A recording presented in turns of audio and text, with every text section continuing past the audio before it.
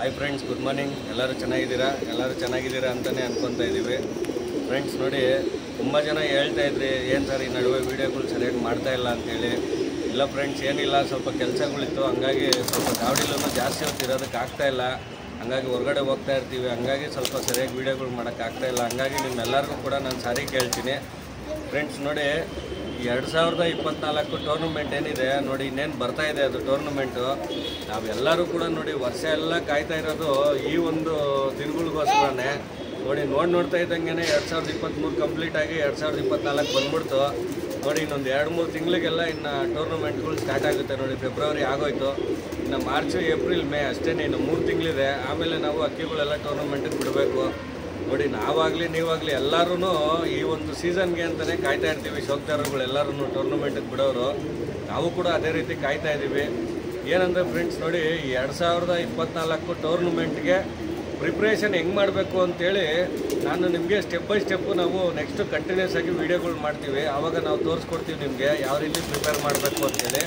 ಮುಂಚೆನೂ ಕೂಡ ತೋರಿಸಿದ್ದೀವಿ, ಆದರೆ ತುಂಬ ಜನ ಹೊಸ ಸಬ್ಸ್ಕ್ರೈಬರ್ಸ್ ಕೂಡ ಕೇಳ್ತಾ ಇದ್ದಾರೆ, ಸರ್ ನಾವು ಹೊಸದಾಗಿ ದಾವಡಿ ಇಟ್ಟಿದ್ದೀವಿ, ಹಂಗಾಗಿ ದಯವಿಟ್ಟು ಹೇಳ್ಕೊಡಿ ನಮಗೆ ಯಾವ ರೀತಿ ಅಕ್ಕಿಗಳು ಬಿಡಬೇಕು ಏನು ಅಂತೇಳಿ ತುಂಬ ಜನ ಕೇಳ್ತಾ ಇದ್ದಾರೆ.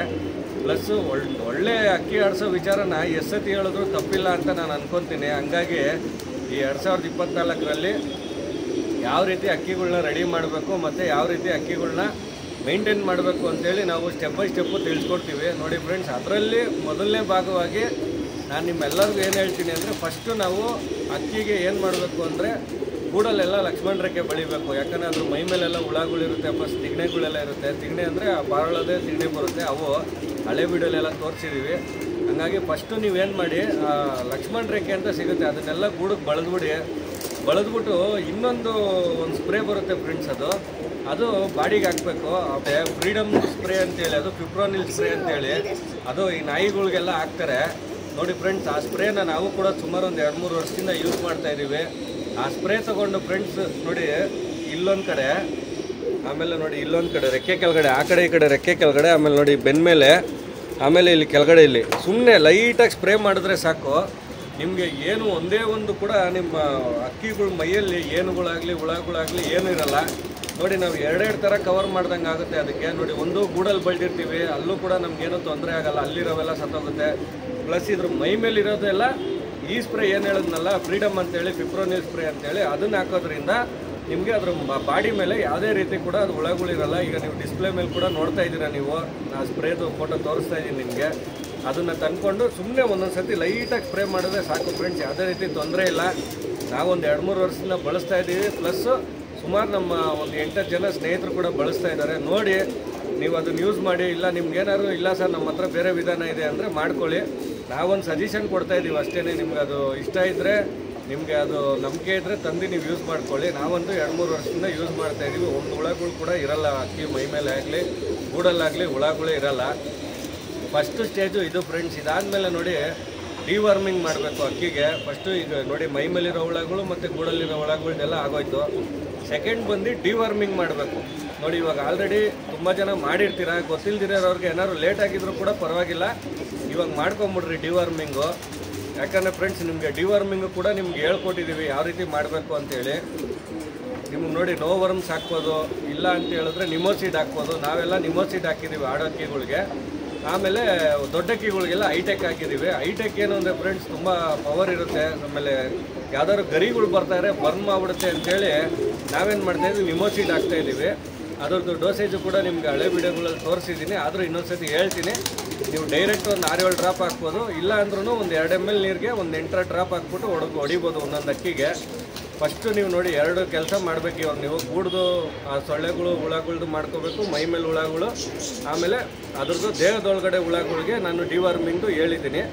ಅದಾದಮೇಲೆ ಒಂದು ವಾರ 10 ದಿವಸ ಆದಮೇಲೆ ನೀವು ವ್ಯಾಕ್ಸಿನೇಷನ್ ಮಾಡ್ಕೋಬೇಕು ಫ್ರೆಂಡ್ಸ್. ಈಗ ಲಸೋಟ ಅಂತ ಬರುತ್ತಲ್ಲ, ಲಸೋಟ ಪ್ಲಸ್ IBD ಅಂತ ಬರುತ್ತೆ, ಆ ವ್ಯಾಕ್ಸಿನೇಷನ್ ಮಾಡ್ಕೊಳ್ಳಿ. ಅದು ಕೂಡ ನಿಮಗೆ ಗೊತ್ತು ಹೆಂಗೆ ಮಾಡ್ಕೋಬೇಕು ಅಂತೇಳಿ. ಫಸ್ಟು ಈಗ ನೀವು 2024 ತಯಾರಿಗೆ ಅರ್ಜೆಂಟಾಗಿ ಮಾಡ್ಕೋಬೇಕಾಗಿರೋ ಕೆಲಸ ಈ 3 ಕೆಲಸ ಫ್ರೆಂಡ್ಸ್. ಒಂದು ಗೂಡಲ್ಲಿ ಹುಳಗಳು, ಆಮೇಲೆ ಇದ್ರ ಮೈ ಮೇಲಿರೋ ಹುಳಗಳಿಗೆ, ಆಮೇಲೆ ಡಿವರ್ಮಿಂಗ್ ಹೊಟ್ಟೆ ಒಳಗಡೆ ಇರೋ ಹುಳಗಳಿಗೆ, ಆಮೇಲೆ ಅದಕ್ಕೆ ವ್ಯಾಕ್ಸಿನೇಷನ್ನು. ಸೀಸನಲ್ಲಿ ಯಾವುದೇ ರೀತಿ ಕಾಯಿಲೆ ಬರ್ದಿರೋ ಥರ ನಾವು ಅವಾಯ್ಡ್ ಮಾಡೋದಕ್ಕೆ ವ್ಯಾಕ್ಸಿನೇಷನ್ನು. ಹಂಗಾಗಿ ಈ 3 ಕೆಲಸನ ಯಾರ್ಯಾರು ಮಾಡಿಲ್ಲೋ ಫಸ್ಟು ಈ 3 ಕೆಲಸ ಮಾಡ್ಕೊಳ್ಳಿ.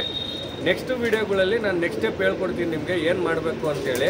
ಹಂಗಾಗಿ ಈ 3ನ ಯಾರ್ಯಾರು ಮಾಡಿಲ್ವೋ ದಯವಿಟ್ಟು ಇದನ್ನು ಮಾಡ್ಕೊಳ್ಳಿ ಫಸ್ಟು ಅಂತ ಹೇಳ್ತಾ ಇದ್ದೀನಿ.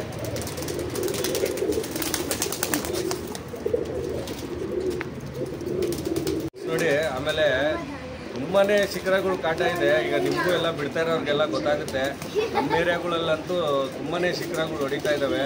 ನೋಡಿ ಫ್ರೆಂಡ್ಸ್, ಒಂದು ಪಟ್ಟ ಕೂಡ ನಾವು ಅದೇ ರೀತಿ ಬಿಡ್ತಾ ಇದ್ವಿ. ಪಾಪ ತುಂಬ ಚೆನ್ನಾಗಿ ಆಡ್ತಾಯಿತ್ತು. ಒಂದು 1 ಅವರ್ 1.5 ಅವರ್ ಹಂಗೆ ಆಡ್ತಾಯಿತ್ತು, ಉಳ್ಳಾಗ್ತಾಯಿತ್ತು. ನಾವು ಗಟ್ಟಿ ಏಟು ಹೊಡಿಲಿ ಅಂತೇಳಿ ಬಿಟ್ಕೊಂಬರ್ತಾಯಿದ್ವಿ. ಹಂಗೂ ಒಂದೊಂದನ್ನೇ ಬಿಟ್ಕೊಂಬರ್ತಾಯಿದ್ವಿ ಹುಷಾರಾಗಿ. ಆದರೂ ಕೂಡ ಅದು ಮಿಸ್ ಆಗೋಯ್ತು ಆಡ್ತಾ ಇರೋಕ್ಕೆ. ನಮ್ಗೆ ಹಂಗೂ ಡೌಟ್ ಆಯಿತು, ಇಲ್ಲ ಶಿಖರ ಎತ್ಕೊಂಡು ಔಟ್ ಇರುತ್ತೆ ಅಂತೇಳಿ ತುಂಬ ಬೇಜಾರು ಮಾಡ್ಕೊಂಡಿದ್ವಿ. ಆಮೇಲೆ ಬೆಳಿಗ್ಗೆ ಮಿಸ್ ಆಗಿದ್ದು, ಸಾಯಂಕಾಲ ಕುತ್ಕೊಂಡು ಅಕ್ಕಿಗಳಿಗೆಲ್ಲ ಮೇಯಿಸ್ಕೊಂಡು ಕುತ್ಕೊಂಡಿದ್ವಿ. ಪಾಪ ಎಲ್ಲಿತ್ತೋ ಒಂದು 6:15 ಬಂದು ಕುತ್ಕೊಂತು. ನಾವು ಅದು ಬಂದಿದ್ದು ನೋಡಿ ತುಂಬಾ ಸಂತೋಷ ಆಯಿತು. ನೋಡಿ ಬಂತಲ್ಲ ನಮ್ಮ ಅಕ್ಕಿ ವಾಪಸ್ಸು ಅಂತೇಳಿ.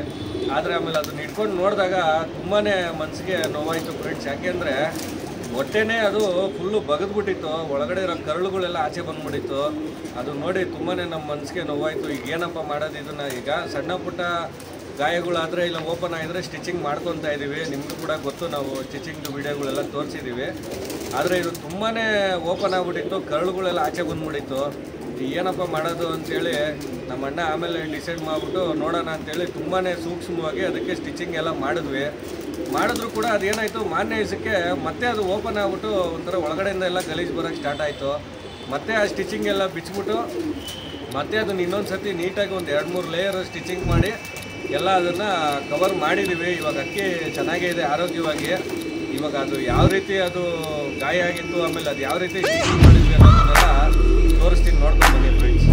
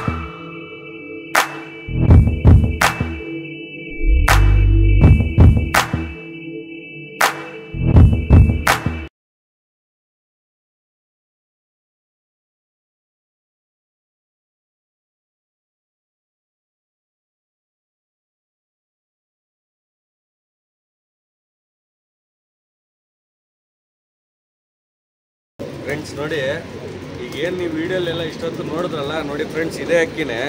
ಅಕ್ಕಿ ಏನೋ ತುಂಬ ಆ್ಯಕ್ಟಿವ್ ಆಗೇ ಇದೆ ಇವಾಗ. ನೋಡಿ ಫ್ರೆಂಡ್ಸ್, ಇದು ನೋಡಿ ಈ ಥರ ಆಗಿದೆ. ಈಗ ಏನು ಅಂಥ ಸಮಸ್ಯೆ ಇಲ್ಲ ಅಂತ ಅಂದ್ಕೊಂಡಿದ್ದೀವಿ ನಾವು. ಫ್ರೆಂಡ್ಸ್ ನೋಡಿ, ಇಲ್ಲಿ ಓಪನ್ ಮಾಡಿತ್ತಲ್ಲ, ಕರಳೆಲ್ಲ ಆಚೆ ಬಂದ್ಬಿಟ್ಟಿತ್ತು. ನಾವೇನು ಮಾಡಿದ್ವಿ, ಕರಳೆಲ್ಲ ಒಳಕ್ಕೆ ಹಾಕ್ಬಿಟ್ಟು ಸ್ಟಿಚಿಂಗ್ ಮಾಡಿಬಿಟ್ವಿ. ಆದರೂ ಕೂಡ ಆ ಗಲೀಜು ಏನಿದೆಯಲ್ಲ, ಅದು ಮೋಷನ್ ಹೋಗುತ್ತಲ್ಲ, ಗಲೀಜೆಲ್ಲ ಇಲ್ಲೊಂದು ಹೋಲ್ ಥರ ಆಗಿ ಅದರಿಂದ ಬರ್ತಾಯಿತ್ತು. ಮತ್ತೆ ಏನು ಮಾಡಿದ್ವಿ, ಸ್ಟಿಚಿಂಗ್ ಎಲ್ಲ ತೆಗೆದು ಕರುಳನ್ನ ಕೂಡ ಹೊಲ್ದಿದ್ದೀವಿ ಫ್ರೆಂಡ್ಸ್ ನಾವು. ಆ ಕರುಳನ್ನ ಹೊಲ್ದು ಆಮೇಲೆ ಅದನ್ನು ಒಳಕ್ಕೆ ಹಾಕಿ ಮತ್ತೆ ಒಂದು ಲೇಯರ್ ಸ್ಟಿಚಿಂಗ್ ಮಾಡಿ ಮತ್ತೆ ಚರ್ಮನ ಸ್ಟಿಚಿಂಗ್ ಮಾಡಿರೋದು. ಹಂಗಾಗಿ ಇವಾಗ ಸ್ವಲ್ಪ ಆರೋಗ್ಯವಾಗಿದೆ ಅಕ್ಕಿ ಇದು. ನೋಡಿ ಫ್ರೆಂಡ್ಸ್, ನಾನು ನಿಮ್ಮೆಲ್ಲರಿಗೂ ರಿಕ್ವೆಸ್ಟ್ ಮಾಡೋದೇನು ಅಂದರೆ, ದಯವಿಟ್ಟು ನಮ್ಮ ಸಬ್ಸ್ಕ್ರೈಬರ್ ಆಗಲಿ ವ್ಯೂವರ್ಸ್ ಆಗಲಿ ಯಾರಾದರೂ ಪೆಟ್ಟು ಡಾಕ್ಟ್ರ್ ಇದ್ದರೆ ದಯವಿಟ್ಟು ಕಾಂಟ್ಯಾಕ್ಟ್ ಮಾಡಿರಿ. ಈಗ ನೋಡಿ, ನಾವು ಅಕ್ಕಿ ಶೋಕ್ದಾರರೆಲ್ಲ ತುಂಬಾ ನೋವು ಅನುಭವಿಸ್ತಾ ಇದ್ದೀವಿ. ಇದಕ್ಕೆಲ್ಲ ತುಂಬಾ ಮೆಡಿಕೇಷನ್ಗಳು ಎಲ್ಲೂ ಇಲ್ಲ. ನಿಮಗೆ ಗೊತ್ತಿದ್ದಂಗೆ ನಾಯಿಗಳಿಗೆಲ್ಲ ಇದೆ, ಪಾರಳಗಳಿಗೆಲ್ಲ ಅಷ್ಟು ಡೀಪು ಆಪ್ರೇಷನ್ಗಳಾಗಲಿ ಆಮೇಲೆ ಈ ಥರ ಏನಾದ್ರು ಕುಯ್ಕೊಂಡಾಗ ಸ್ಟಿಚಿಂಗ್ ಮಾಡೋದಾಗಲಿ ಯಾವುದೂ ಇಲ್ಲ. ಹಾಗಾಗಿ ಯಾರಾದರೂ ಡಾಕ್ಟ್ರುಗಳಿದ್ದರೆ, ವೆಟರ್ನರಿ ಡಾಕ್ಟ್ರುಗಳು ಯಾರಾದರೂ ಇದ್ದರೆ ದಯವಿಟ್ಟು ಕಾಂಟ್ಯಾಕ್ಟ್ ಮಾಡಿರಿ. ನಮಗೂ ಕೂಡ ಏನೇ ಪ್ರಾಬ್ಲಮ್ ಬಂದ್ರೂ ನಿಮ್ಮ ಹತ್ರ ನಾವು ಕಾಂಟ್ಯಾಕ್ಟ್ ಮಾಡಿ ಕೇಳ್ಬೋದು. ಸಜೆಷನ್ಸು, ಟ್ಯಾಬ್ಲೆಟ್ಸ್ ಆಗಿರಲಿ, ಮೆಡಿಕೇಷನ್ ಆಗಿರಲಿ, ಆಮೇಲೆ ಈ ಥರ ಏನಾದ್ರು ಸಮಸ್ಯೆ ಆದಾಗ. ಹಾಗಾಗಿ ಇನ್ನೊಂದು ಸರ್ತಿ ನಾನು ರಿಕ್ವೆಸ್ಟ್ ಮಾಡ್ತಾಯಿದ್ದೀನಿ, ಯಾರಾದರೂ ಇದ್ದರೆ ಡಾಕ್ಟ್ರುಗಳು ದಯವಿಟ್ಟು ನಮಗೆ ಮೆಸೇಜ್ ಮಾಡಿ ಅಂತ ಹೇಳ್ತಾಯಿದ್ದೀನಿ ಫ್ರೆಂಡ್ಸ್. ನೋಡಿ, ಆಮೇಲೆ ಇನ್ನೇನು ಸೀಸನ್ ಹತ್ರ ಬರ್ತಾಯಿದೆ. ನಾವು ಕೂಡ ಸುಮಾರು ಅಕ್ಕಿಗಳನ್ನ ಇಟ್ಟಿದ್ದೀವಿ ನೋಡಿ ಫ್ರೆಂಡ್ಸ್. ಅದರಲ್ಲಿ ಒಂದು 2-3 ಅಕ್ಕಿ ತೋರಿಸ್ತೀನಿ ನಾನು. ನೀವು ದಯವಿಟ್ಟು ಕಮೆಂಟ್ ಮಾಡಿ ಯಾವ ರೀತಿ ಇದೆ ಅಕ್ಕಿಗಳು ಅಂತೇಳಿ. ನೋಡಿ ಫ್ರೆಂಡ್ಸ್, ಇದೊಂದು ತುಂಬ ಚೆನ್ನಾಗಿ ಆಡ್ತು. ಒಂದು 3-3.5 ಅವರ್ವರೆಗೂ ಆಡ್ತಿದ್ದು ಅಕ್ಕಿ ಎತ್ಕೊಂಡು. ಬಿಸಿಲಲ್ಲೂ ಕೂಡ ತುಂಬ ಚೆನ್ನಾಗಿ ಆಡಿದೆ. ನೀವೆಲ್ಲ ದಯವಿಟ್ಟು ಕಮೆಂಟ್ ಮಾಡಿ ಅಕ್ಕಿ ಹೆಂಗಿದೆ ಅಂತೇಳಿ. ಈ ವರ್ಷ ಏನು ಒಳ್ಳೆ ಟೈಮ್ ಮಾಡ್ಬೋದಾ ನಮ್ಮ ದಾವಡಿಲಿ ಏನು ಅಂತೇಳಿ ದಯವಿಟ್ಟು ಕಮೆಂಟ್ ಮಾಡಿ.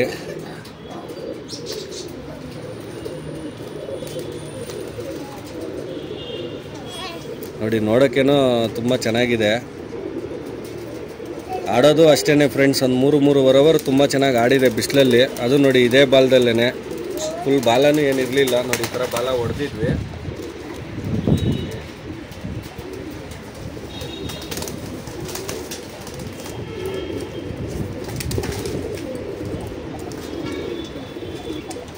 ಫ್ರೆಂಡ್ಸ್ ನೋಡಿ, ಇದೊಂದು ತಾಮ್ರಲ್ಲು. ನೋಡಿ, ಇದೇನು ನೋಡ್ತಾ ಇದ್ದೀರಾ, ಇದೊಂದು ತಾಮ್ರಲ್ಲು. ಇದು ಹೋದ ವರ್ಷ ಎಲ್ಲ ಆಡಿಸಿದ್ವಿ ಇದನ್ನು. ಈ ವರ್ಷಕ್ಕೆ ಕೂಡ ನಾವು ರೆಡಿ ಮಾಡ್ತಾಯಿದ್ದೀವಿ. ಈ ವರ್ಷ ಒಂದು ಒಳ್ಳೆ ಟೈಮ್ ಮಾಡ್ಬೋದು ಅಂತ ಅಂದ್ಕೊಂಡಿದ್ದೀವಿ. ನೋಡಿ, ತುಂಬ ಚೆನ್ನಾಗಿ ಫಿಟ್ಟಾಗಿದೆ. ನೀವು ಕಮೆಂಟ್ ಮಾಡಿ ಎಲ್ಲರೂ, ಏನು ಅಕ್ಕಿ ಆಡ್ಬೋದಾ ಈ ವರ್ಷ ಅಂತೇಳಿ. ನೋಡಿ, ಇದು ಕೂಡ ಅಷ್ಟೇ ಗೋಲ್ಡ್ ಶೇಡು.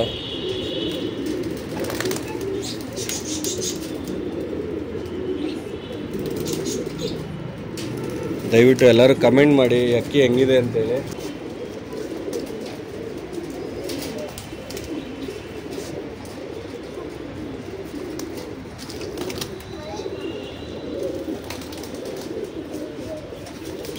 ಫ್ರೆಂಡ್ಸ್ ನೋಡಿ, ಇದೊಂದು ಪಿಲಂಕ, ಒಂದು ರೇಗ್ದಾರ್ ಪಿಲಂಕ. ಇದೊಂದು ಸಿಕ್ಕಿದ್ದೀವಿ. ಇದೊಂದು 1-1.5 ಅವರ್ ಆಡ್ತಾ ಅಷ್ಟೇ. ನೋಡಿ ಫ್ರೆಂಡ್ಸ್, ಇದು ಕೂಡ ಚೆನ್ನಾಗಿ ಆಡ್ಬೋದು ಈ ವರ್ಷ ಅಂತ ಅಂದ್ಕೊಂಡಿದ್ದೀವಿ. ದಯವಿಟ್ಟು ನೀವೆಲ್ಲ ಕಮೆಂಟ್ ಮಾಡಿ ಹೆಂಗಿದೆ ಅಂತೇಳಿ. ಪಿಲಂಕ, ರೇಗ್ದಾರ್ ಪಿಲಂಕ ಇದು.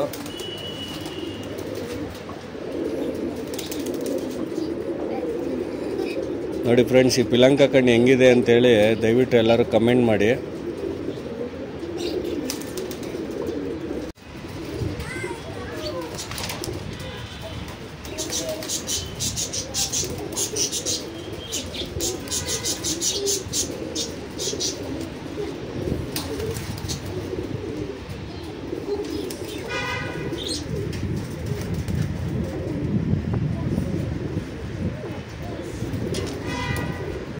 ಫ್ರೆಂಡ್ಸ್ ನೋಡಿ, ಇವತ್ತು ನೀವು ಒಂದು 2-3 ಸಬ್ಜೆಕ್ಟ್ ಬಗ್ಗೆ ತಿಳ್ಕೊಂಡ್ರಿ. ಅಂದರೆ 2024ಕ್ಕೆ ಪ್ರಿಪ್ರೇಷನ್ ಯಾವ ರೀತಿ ಮಾಡಬೇಕು ಅಂತೇಳಿ ಸ್ಟಾರ್ಟಿಂಗ್ ಒಂದು 2-3 ಸ್ಟೇಜ್ ನಾನು ತಿಳಿಸ್ಕೊಟ್ಟಿದ್ದೀನಿ. ಅದನ್ನು ನೋಡಿದ್ರಿ. ಆಮೇಲೆ ನಮ್ಮ ಅಕ್ಕಿಗೆ ಯಾವ ರೀತಿ ಸ್ಟಿಚಿಂಗ್ ಹಾಕಿದ್ವಿ ಅಂತೇಳಿ ಅದನ್ನು ನೋಡಿದ್ರಿ. ಆಮೇಲೆ ನಾವು ಈ ವರ್ಷ ಬಿಡೋದಕ್ಕೆ ರೆಡಿ ಮಾಡಿರೋದು ಒಂದು 2-3 ಅಕ್ಕಿ ಕೂಡ ತೋರಿಸ್ದೆ. ನಿಮ್ಮೆಲ್ಲರಿಗೂ ಇಷ್ಟ ಆಗಿದೆ ಅಂತ ಅಂದ್ಕೊಂಡಿದ್ದೀನಿ. ದಯವಿಟ್ಟು ಎಲ್ಲರೂ ಲೈಕ್ ಮಾಡಿ, ಕಮೆಂಟ್ ಮಾಡಿ, ನಿಮ್ಮ ಫ್ರೆಂಡ್ಸ್ ಎಲ್ಲರಿಗೂ ಹೇಳಿ. ಆಲ್ರೆಡಿ ಹೇಳ್ತಾ ಇದ್ದೀರಾ, ಇನ್ನೂ ಹೆಚ್ಚಿನ ಸಂಖ್ಯೆಯಲ್ಲಿ ಹೇಳಿ ಅಂತ ಹೇಳ್ತಾ ಈ ಎಪಿಸೋಡ್ನ ಮುಗಿಸ್ತಾ ಇದ್ದೀನಿ. ಎಲ್ಲರೂ ಸೇರಿ ಅಕ್ಕಿ ಸೊಪ್ಪನ್ನ ಉಳಿಸೋಣ, ಎಲ್ಲರೂ ಸೇರಿ ಅಕ್ಕಿ ಸೊಪ್ಪನ್ನ ಬೆಳೆಸೋಣ, ಎಲ್ಲರೂ ಸೇರಿ ಆದಷ್ಟು ಈ ಅಕ್ಕಿ ಸೊಪ್ಪನ್ನ ಕಲಿಸೋಣ ಅನ್ನೋದೇ ನಮ್ಮ ಉದ್ದೇಶ ಫ್ರೆಂಡ್ಸ್. ಥ್ಯಾಂಕ್ಸ್.